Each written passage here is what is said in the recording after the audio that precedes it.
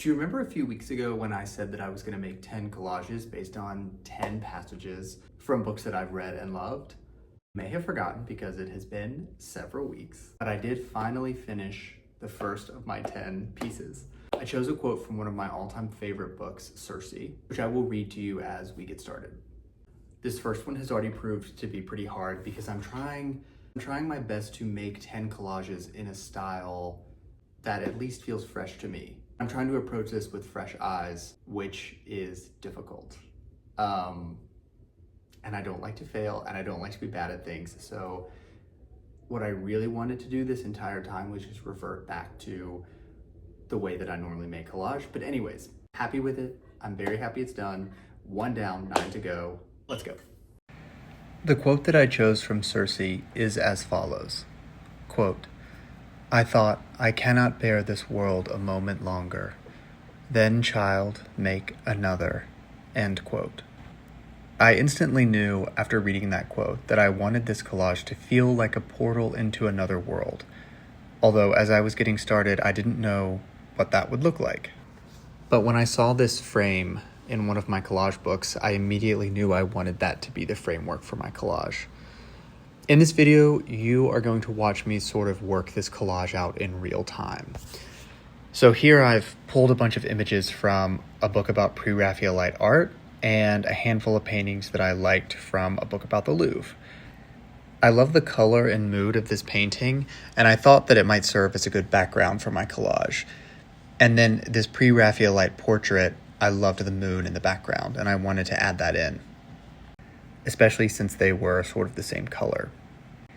I was thinking a lot about Peter Bruegel's work and how he builds these really rich landscapes. And I was thinking a little bit about art before they learned how to do perspective, and I wanted to sort of emulate that in a way. So I just started by cutting out landscape elements that I thought might work. So here I am with a small sort of hill in the background, but that wasn't really working. And so I'm cutting out this image from a harbor from a book that I got about the Louvre. I like to sort of cut out a lot of imagery when I'm beginning and just start placing things and rearranging things and placing things.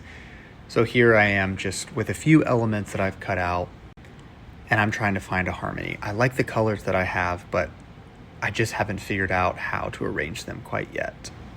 This is a process that can take anywhere from a few minutes to a few hours, and this probably took me the better part of an afternoon. I still don't have all the elements that I want, and so I'm pulling out this image that I've had saved forever, but I just haven't found the right collage to use it for. And as I'm placing it in this frame, I'm deciding, because you just have to start making decisions at some point, I'm deciding that this will be the focal point of my collage. So I'm rearranging and trying to figure out how to make it fit within the frame.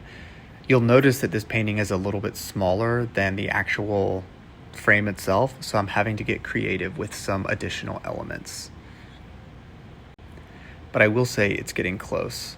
So here I'm just going to cut to me finally putting it together. I realized that if I put the moon on the other side of the composition, that this kid could be looking over the world. And if you remember in that quote, it's about creating your own world. So I wanted to add in these architectural elements. I think it frames this kid's face and that moon really nicely, but the way that he is surveying this landscape and that difference in scale between these tiny figures in the foreground and this large figure in the background, it makes me think of the idea that maybe he's just built this little Lego set in his bedroom, but his imagination is so vivid that to him it has become an entire, very real, very vivid world.